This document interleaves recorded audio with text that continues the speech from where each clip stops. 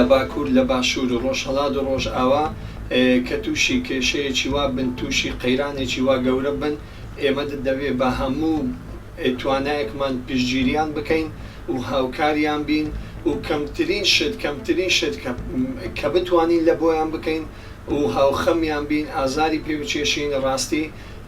و ئەوە شتێکی نیشتیمانیە و دەبێت هەموو کەسێک لە لای خۆیەوە هەر چەندی بتوانین لە هەر شوێنێک لە هەر ڕێکخراوە کە کۆمەچیان لە بۆ کۆ دەکرێتەوە چاکتر وایە ئەگەر قوتیە شیرێک بێ جێ شەکرێک بێ یان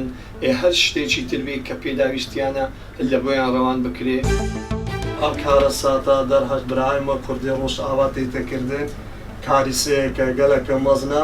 ئەوە ئەرکە واجبە لەسەر کۆمەلگانی دەوڵەتی ئەم تشتەی مەنعکەن ئەوە تیرۆرە بە حەقی کوردا تێتەکردن.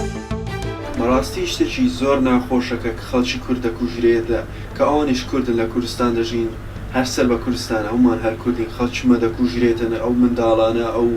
ژنانەکە هیچ تاوانەشیان نییە یعنی لەسەر چه هۆکارێکی هیچ دیار نییە بەڕاستی شتێکی زۆر ناخۆشە پێویستە هاوکاریان بکەین بە هەموو شێوەیەک بە هەموو جۆرەی هاوکاریە و